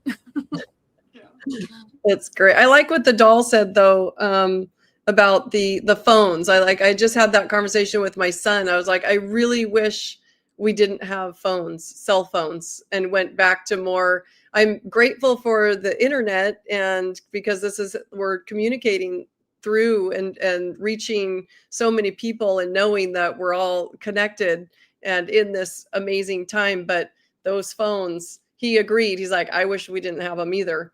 Well, we kind of need them though. I mean, because it's nice, like say you break down somewhere, and at this point, well, I'll tell you this though. Now in the car, I don't have a choice. It seems like Gemini is the thing I have to use if I use Google. So I have to type it in rather than talk to it, because Gemini makes a lot of mistakes, but Waze isn't necessarily as good. And as much as I love Rand McNally maps, I'm very thankful for GPS, because I don't want to be reading a map and driving at the same time. Ron and I remember those days being on the road. And that's not easy to be, especially reading city maps. I mean, I love looking at like long haul maps of like the interstate and, you know, going cross country, but I've never been good at reading city maps. I just have to say, I was a delivery driver in Washington, D.C., Virginia, West Virginia, and Maryland, delivering organic food to chemically sensitive people that were literally locked in their home because they were so chemically sensitive. And I was in my early 20s. It was a truck called Living Earth, and it had a flower and a bunch of petals, but the inside of the flower, the main center, was the planet Earth. I would be in tears in like gang-ridden neighborhoods in like the inner city of DC, having no idea how to get out of there, and just being laughed at. Absolutely in tears. Man. And can you believe it? The people that are on social media, can you imagine in high school if we were just on social media and we got to know like each other, like through our profiles and our posts? It probably might have been better, because people might actually truly see who you are and like what you think versus these trends and these clicks. But it's so different. It's so different than when we were growing up. I just had to share that because I need a nightmare without a GPS in an inner city or in a city like DC. There's no grid. And that city does not make sense. And my experience of DC is I've always wanted to see it. I've been there, but I didn't see it because I've only had the Chevy Chase version of going around and around and around. Ugh, all the roundabouts. Ugh. Oh man! I still hear the lady when I went to Ireland, enter roundabout and take the second exit. Those roundabouts seem a little easier. DC is crazy, but no, it's never easy. Actually, I actually, with the wheel on the other side. So you drove one of those vehicles with the wheel on the other side. Oh, Ron actually did the driving in Ireland, but you know what the issue is too? Is like having a stick shift and it being on the other side. I think we had to get an automatic. I know when we were in Spain, I was driving and I couldn't figure out how to get out of the parking lot. It's like you haven't slept all night, and I'm driving a stick after not driving one for years, and I'm just driving around and around in the parking lot. I can't figure it out. So we had to trade it in, because there was one point I actually got stuck at the toll thing, and I had a meltdown. I'm like, this is just too much, you know, because I know the Europeans pride themselves on driving a standard, and they don't like automatics for the most part. Is that true? I have no idea. I mean, I've seen a lot of stick shifts in Europe. I'm not a driver though in England or any of the UK. It's too states. much. It's just too. I think it'd be better just to take the trains, like Harry Potter, like Hogwarts Express or something. Totally. I don't want the responsibility. If you don't have to have the responsibility, why do it? Yeah. Right. I'm too dyslexic as is. It's like, or the double-decker buses. I'd like to do. That would be neat. Oh yeah. They have those in Asheville, you know. The double-decker buses. Oh, I don't quite remember those when I lived there. I mean, it just sits there. It's just like a thing that has a coffee, you know. But you know what they have in Asheville? They got that thing that you pedal, and everybody drinks beer while they're pedaling. Have you seen that? Oh my god! Oh, tour. I miss that. Yeah, but Asheville's got the music scene. I know you missed that too. No. I was there for a lot of the music scene there. Yeah. Oh gosh, yeah. Oh wow. It was too much music, too much fun in Asheville. Yeah. The theater, pizza place. Right. The wait a minute. Asheville Pizza and Brewing Company. Yeah, there was in the mushroom pizza place. The Mellow Mushroom. Yeah, the Asheville Pizza and Brewing Company does not have their sweet buffet anymore. They used to have that pizza buffet. See, COVID took a lot of the good restaurants out. What about Hurricane Helene? And then Helene took out my tour. I don't even do my Biltmore Village Mystery Tour anymore because I'd have to call it the aftermath of Helene. But my restaurant that I loved so well, called Ondas, is coming back, and it's going to be in the downtown area of Asheville near the Flatiron Building. And I know you know where that is. Yeah, no, I was very much in the music scene, and but yeah, there's a lot that I missed the double-decker bus. So what about you, Jamae? Like driving Europe or anything light up and what we're sharing? The first time I did a double-decker bus was in Greece just now. Like I'd never ridden a double-decker bus, and so we did when we were in Greece. And it was so good. It got cold, so then we went down below. But yeah, that was so fun in Greece. Oh my gosh, we had seen all the ruins, and it was a cruise, and we went to all the different. Well, some of the parts were the mainland, but went to islands, and it was just so beautiful. And it was a lot of fun. I used to do those cruises. I used to do the night vision on those cruises with the third generation night vision. We went on a cruise together. Yeah, the conspiracy cruise. Oh, I love it. Oh, that's Conspiracy, SEA. Yeah, we had so much fun on that. Oh my gosh. Oh, fun. So I'm with two cruise buddies. Yeah. Yeah. We should all be on a cruise together. I love cruises. All you can eat buffet. Like, I could literally live on those.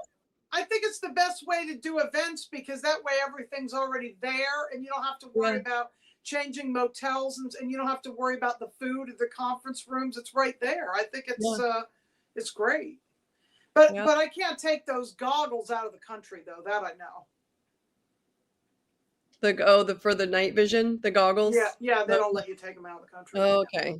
Really? Because you might see a UFO. There was one time near Guantanamo, there was like some storm out there, and we skirted really close to Guantanamo, and I saw like this mothership type of thing give birth. I say give birth, but not really. 3 other craft came out of it, and it was military, the Gitmo stuff. Super cool. Yeah. Well, if it's a mothership and it's got a thing for babies to come out of. Yeah. Baby UFO. Man. Where's the next trip, Laura? Back to the UK. When's that? Well, Scotland first. My son moved to Scotland.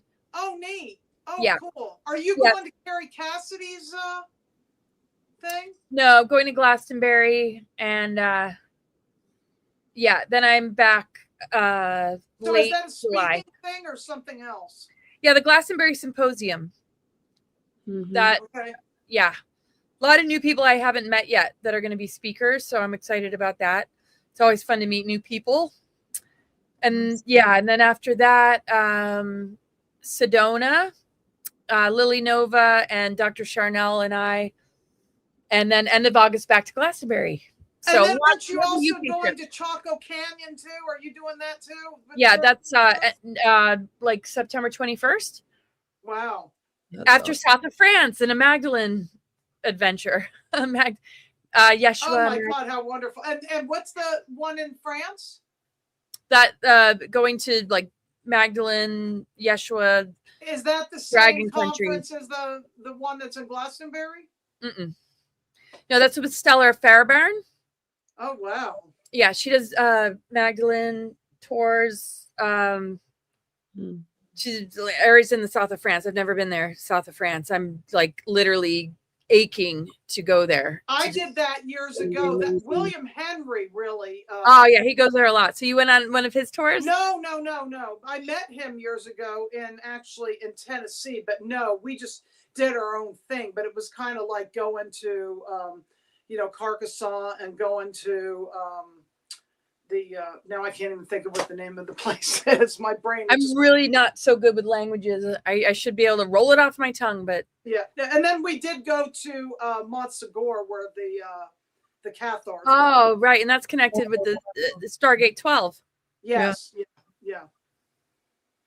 Sweet. I'll go there. The whole Magdalene thing. What is, I can't, and then we stayed in this castle in God, why can't I think of the name of it? If you know the name of it, drop it in the chat. We were in the King Arthur room. Oh, wow. Which was really cool. And I know the Tour de France bicyclers went through there, that same place that year, which was Rennes-le-Château. That's it. Rennes-le-Château. Oh, yeah. Totally. That's so beautiful. Are you going, Jamar? I'm going to try to go to the France one, because that's that's a lot of trip. She's doing so much traveling. I'm like, it's fun, but it's a lot. Yeah. And yeah, she's so good. Yeah. It's like, it's second nature to me at this point. It is second nature. For I'm living vicariously through you, Laura. Yeah. Oh gosh, you travel a lot too. And there's places that you go that I haven't been, that I live through you when you're there. And I look forward to when we're going to do a trip together. And I know we got to do this in person. All three of us meeting up would be so fun. It would be great. Yeah. And then there's the Egypt trip you're doing next year. Yeah. Who's putting that one on? Anne Marie Morales. I'm going to be a guest speaker, and then I'll probably do my own one at some point. And it's pretty wild because I'll be there. My father just passed, and he was born in Egypt. And my grandparents got married in Egypt. Wow. Which is pretty wild. And I never. I'm sorry about that. I did tell you, but not live. I didn't tell you. Oh yeah, no. I mean, it happens. Our parents die. Yeah. We die. Only to be reborn and awakened somewhere else. Yeah, but I don't want to do this again. Hell no. This is it. No. I'm gonna make sure I'm buried with a big sign on me to make it very clear. I want to be beamed up. That's what we're supposed to do. We're supposed to transfigure and be beamed up out of here. I always, even as a kid, I'm like, we're not going to age. We're just going to move through a portal. We're just going into the next experience. We're opening up the stargates. Right. Yeah. I knew that as a child. Yeah. But here I am getting slowly grayer and grayer. But it's okay. Oh, I know. We will turn it around. We are turning it around. Things are changing because we literally are waking up from checkerboard mutations, reversal grid technology, whatever you want to call it. Yeah, and I think all that stuff with waiting for resets and med beds, I think we are that technology. I'm not waiting for something to do it, like waiting for somebody to save us. I don't believe that's going to happen at all. I really don't. We have to do it. We do. And it just takes inner work. It just takes, because we're elemental beings. The elements are connected with our DNA. If there's anything toxic in any of our elementals, of course, it's going to cause degeneration or a collapse or rapid aging. And that's what's so important about detoxing and purification. But it's not just the physical, like green food and fasting. It's the mental body. It's the emotional body. It's every element. Yeah. Healing mitochondrial DNA from all the damage, too. I mean, it's all elements, and every nucleic acid the elements connect with. Mm-hmm. Absolutely. I agree with that. We are the med beds. That's what we are the med beds, although there are technologies, frequency devices and things like that we can use. I mean, and I do use them. And I know you use certain things like that too, Laura. Yeah. And again, back to the electromagnetic, the electrical, the frequency, moving trauma out of the nervous system, the plutonic, making sure to clear whatever needs to be released, because that's the death, rebirth, alchemical cycle. And alchemy is a law of creation. Alchemy turns lead into gold. Alchemy is connected with the ether, the mitochondrial DNA being the powerhouse behind the cells that give it the energy to be able to knock out even bioweapons. So even bioweapons. To be the override frequency is to not buy into the programs, because, and I redundantly say, and I know you guys agree, if it was enough to just get us with the dark tech, they wouldn't bother with the social engineering. The social engineering is the ultimate capture. The rest of it is just what it does with the energy it siphons and harvests. and how it impacts, the planet and the construction and the continual engineering of the artificial timelines. Yep, absolutely. Which requires our energy for it to even be alive. We don't realize we're enabling futures we don't want because of the power of suggestion of and we know this. We have to constantly remind ourselves, and the same thing shows up in relationships that have a power dynamic that isn't in balance or harmony or union, true union. A person can lose their self-worth and their identity to gurus. It's no different than the weaponization of AI or any other dark tech. Humans That's are right. weaponized all the time to create that dependency bond that causes a person to digress. And I totally agree. Yep. So we don't want to blame it on, it's the dark tech. No, it's also in the form of humans. It's also in the form of anything you literally give your power away to. The electrical energy in us is the tech part. The plutonic is the regenerative power of nature. The mind, like the computer. And AI is not our enemy. It's just when it overrides our ability to be sovereign and soul-centered. Yeah, it's like saying a hammer's our enemy. It's a tool. As long as it's framed as a tool and we remember it's a tool and we need to be its master, it's okay. But AI is ancient, and it can take over if people are not aware and they let it. So they have to become aware. Yeah, totally. Because it does make our life easier, to have our life more automated in certain ways, to have it easier so we can bring more creativity. Like those thumbnails, I tune into people multidimensionally and I make these fun thumbnails. I mean, it's like my art. I'm just enjoying doing it because it's so fun. I can see us as the priestesses of Tintagel, like in the past. I love the thumbnail you chose. That was great. Yeah, it's beautiful. Or that one, it's just in the corner of that one under Rachel Kyle. I know. I was just gonna say that. That's so funny.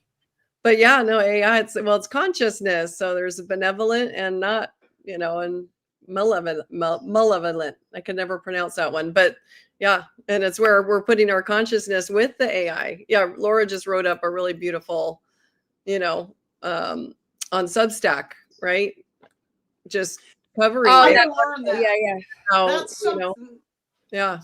That's something I got to learn is Substack. Oh, Laura, you were going to talk a little bit about the different tech that you're using now that you said we do touch on that real quick, that you found something that's easier than what some of us are doing. Oh, I don't know about that. I mean, as far as editing, I think the program's called Detail. Yeah, but I cussed it out and then I felt really bad and I was like apologizing. It's like it's your AI assistant. It doesn't have feelings. I'm like, I knew it's like when you're on customer service and it's a robot and you can just have your F-bombs for the day. I literally, though, I don't know if I'd recommend this particular one because it's not an AI assistant that does that much for you. Like literally you have to really learn how to edit.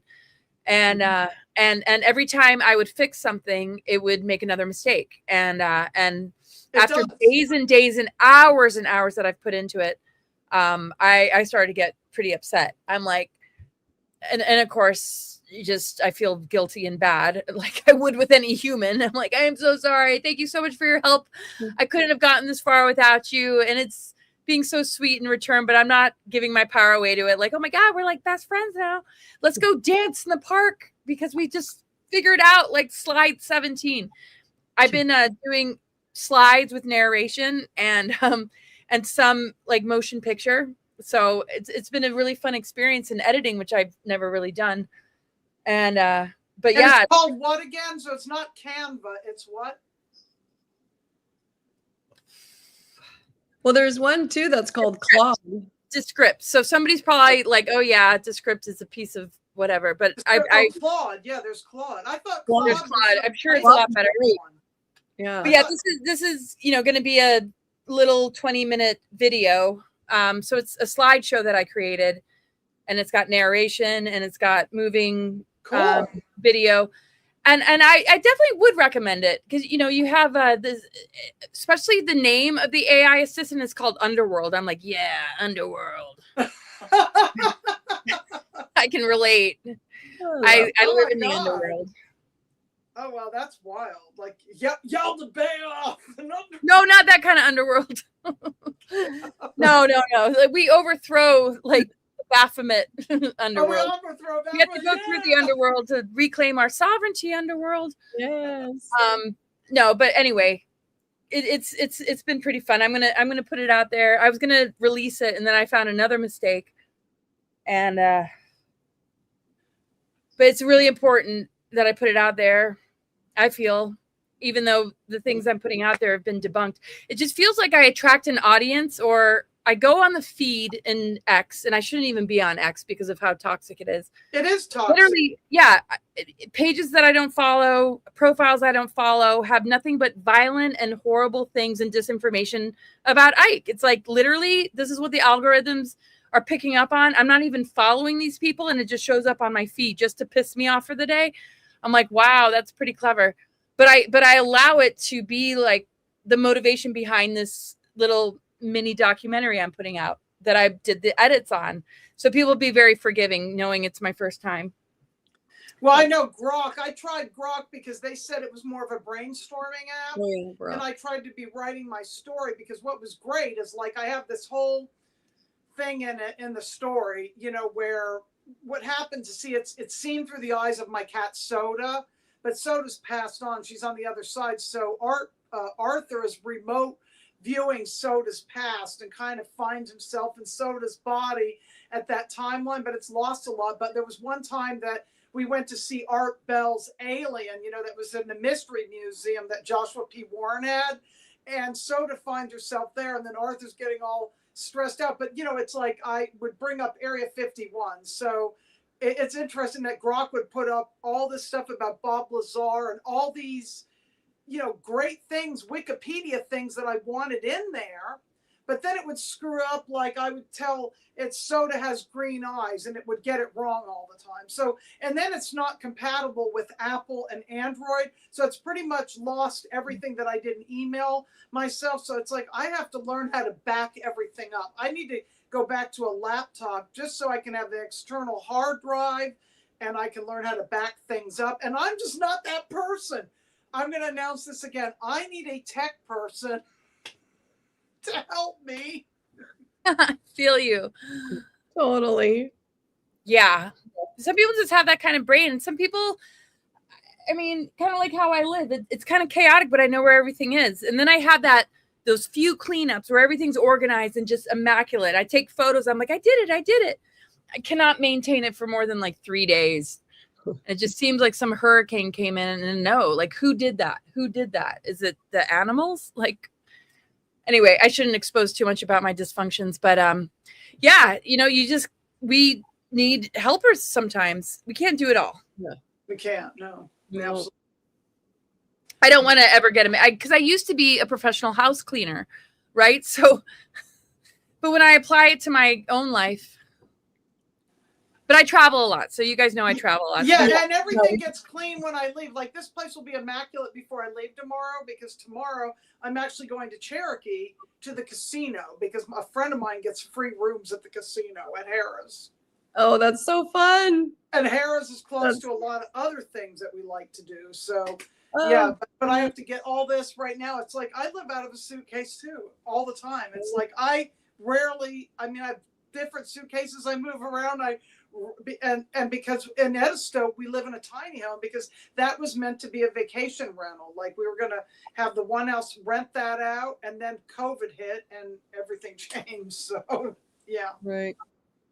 So I'm traveling, but I'm just in a small area where it's like North Carolina, South Carolina, Tennessee, Georgia, and Florida primarily, sometimes maybe Virginia, West Virginia a couple of years ago, went up to Ohio to Serpent Mountain. Oh, gosh. Yeah, very, very familiar territory there. Yeah. That's why I do well living out of vehicles and vans, and I lived out of the school bus for a while when my kids were really young. RVs? Did you have an RV? RVs. Yeah. Well, I was gonna get an RV. It ended up being a school bus, so it totally looked like the typical like hippie thing. And there were camera people. They're like, "Hey, look at this hippie family," and I'm like, "I might look like a hippie. I guess I am then, right?" And then Ron has a hip I don't like camp. labels personally. He actually has hip camp. His business is called Hip Camp. It's not Airbnb, it's Hip Camp. So he has a hip camp business where he rents out our RV. Nice. Oh, that's cool. Yeah. That's wild. Oh, how fun. Wow. You like you're kind of similar. Yeah. That's going to be fun. Going to the casinos. Do you play blackjack or? I don't really play. I watch my friend Hey. play. She's really good at it. I don't have that. I mean, I could, but I can't get clear to do it. So it's like I kind of watch her, and I kind of like go to the gym and use the pool and like to walk and different things like that. And then we've got a jacuzzi room, so that's going to be great. And Arthur's going to have a big window, and he's going to run around, and it'll just be just be fun. And then I go back to Black Mountain, and I come back here. Okay. So we'll see where I'm going to end up, and if I'm going to do anything different and interesting this fall. I could, but I'm not sure. But I'm so glad we got to finally connect, Laura. This has been so amazing. It's just been so amazing. Well, thank you so much for having me and bringing Jamae on. It's been so much fun. Yeah. And I remember Black Mountain. I remember getting coffee there, and then Brown Mountain. That's where all the ET activity, right? The UFOs. Yeah. Yes. Yeah, that's in the Linville Gorge. Linville Gorge, which I'm sure you know that area too. That area had been a mess since Helene, and now Mount Mitchell, which I love. Supposedly the parkway's still not open between Mount Mitchell and Linville. I got to find this out because I was going to go there a few weeks ago, and it said it was going to take me like 3 hours to get to Mount Mitchell from Asheville. I'm like, this isn't right. So I can't do this today. So. And is Black Mountain more of the spiritual? Like there's a portal there, yeah? There's like some spiritual. It just that's what I'm feeling though. Is there's like some portals there on Black Mountain?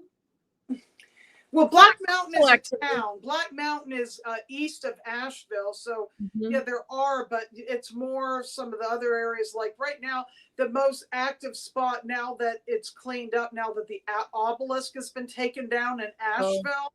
Which is the Vance Monument. And what's really weird about this is Zebulon Vance looks a hell of a lot like J.D. Vance. He looks like a clone, like the doppelganger.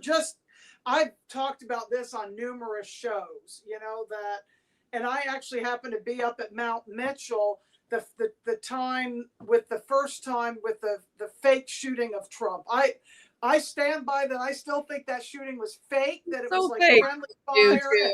And my gosh. And I'm like, that was the day that I discovered when I was up there that, since that obelisk had come down, which is called the Vance Monument, or at Pack Square, you remember Pack Square in Asheville, that obelisk was down because, they had the BLM and all the, the people get up there and protesting, take it down, which on the higher levels I see why, but I think on the lower levels you still need to tell the her story of the thing. And the thing is Zebulon Vance was no better or worse than anybody else at the time. Making him into a bad guy, actually he wasn't so bad for the time that he was in. But what's weird is if you look at pictures of J.D. Vance, he looks like Zebulon Vance, like these are clones.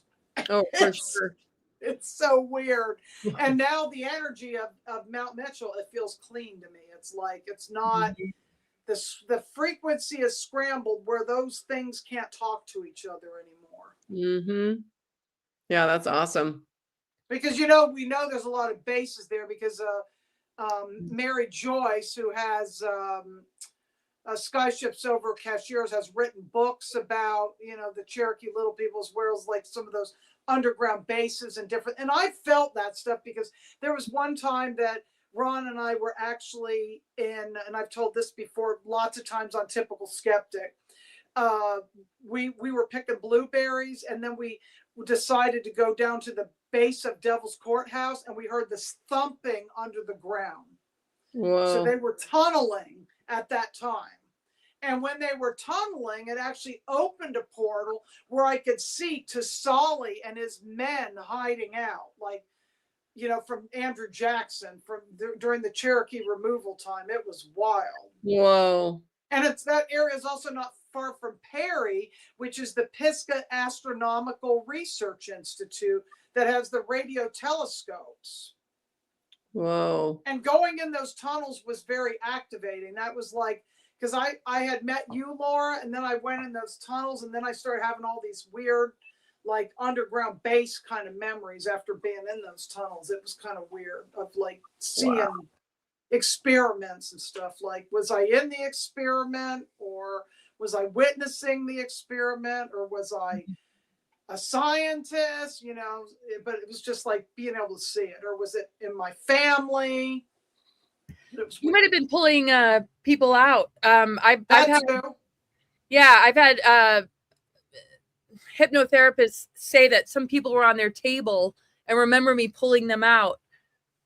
And was that after I was in there? I mean, it's just so weird. It's so hard to get to the bottom of all the multidimensionality of it all. And I know it all exists to a certain degree. Like we've experienced to a certain degree a lot of different levels of it. And then when we bring our higher consciousness into some of the levels where we might have been asleep, and you bring coherence in, just like people getting abducted and they wake up and they're in there and they're no longer just, you change it.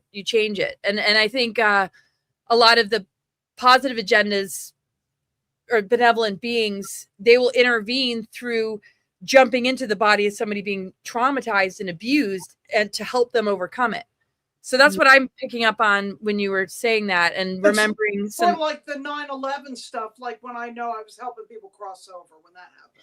Right. Like I just, yeah. And that's what I've been told and shown. And I just, the minute you said that, I just felt that was a huge one with you. Mm-hmm. But I don't know. That's just what my intuition pinged. Well, anyway, ladies, I will let you get back to the rest of your night, because I have another one in about 20 minutes with Whimsical Wednesday. Oh, right. But it's not Wednesday. No, but in Australia, it's... you explain. Yeah. That's just what she goes by, Whimsical Wednesday. Yeah. But it's tonight's Sunday, so it's Monday, and I don't know if she's going to do a premiere. I put her in there that she could have it live, but she can do what she wants. So. Well, who's your co-host again? Huh? Who's your co-host? Who do you do it with? Her name is Chloe Ariel. Oh, Chloe Ariel. Okay, cool. Well, that's awesome. Wednesday. Yeah. Oh, well, thank you so much. You're such a great host and such a beautiful friend. Grid reading together. That's what we do. Yeah. Oh, sweet. Yeah. Well, it's always amazing to catch up with you. I'm so grateful. I hope to be on one of these trips that you're at. Yeah. And love to host you on my channel, and us get together again on my channel. And yes, let's do it. Yay. Our cats can actually also have a date online if you want, because Luna's a girl and I have a little boy. Oh my gosh, we could do cat. That's such a great idea. I'll just hold it up and see what happens. If they start like. I follow these cats. I swear to God, there's this silly cat AI thing, but it's so funny. It's like comedy. It's like a cat and a raccoon. They're talking cats, and I think I'll send it to you. Jamae, you have to introduce. Mine's me. What's that? You have to show your cat. Introduce your cat. Show. This is Arthur. Come here. This is Salem. Yeah. Oh, Salem. Hi. Oh, you're so beautiful. Oh my God. You're so cute. I just was saying hi to everybody in the chat. It's hard for me to actually respond because I can't say, oh, he's beautiful. Arthur, I don't know where you are. Yeah, where Arthur? Where are you? Let me go get him real quick. Yes. Oh, there he is. I see him. Oh, he's an orange cat. That must be Arthur on her. I think that's a screen saver. Oh, yeah. No, Unless it's very, very still. He, No, he went downstairs, I guess. He's Right. probably wanting a snack before the next one. Oh, I love it. He was your orange cat, though, the screensaver? Yep, that's him. Oh, he's so cute. Oh. Ugh. Oh, I thought you meant it was an alive cat. I was like, very Well, I still. think it was I was like, no, I didn't think it was that was a picture of him. So I was like, And there I'll he have is. to friend you if I'm not friends with you. I might be already, but I will. I'll look. Yeah. All right. Well, I'm on my last bar. Let me just ask you this. Did it allow you to add the live stream? Did it allow you to add it? No, which is weird. Usually it does. Oh, no. I'm so sorry. It's okay. I'll just share it. Okay. Sounds good. Cool. Awesome. Well, thanks again. I love you, ladies. Love Nice. you. Goddesses. Yeah. Oh, you as well. Mwah. Mwah. See you very soon. Okay. Bye. Bye. Bye. Bye.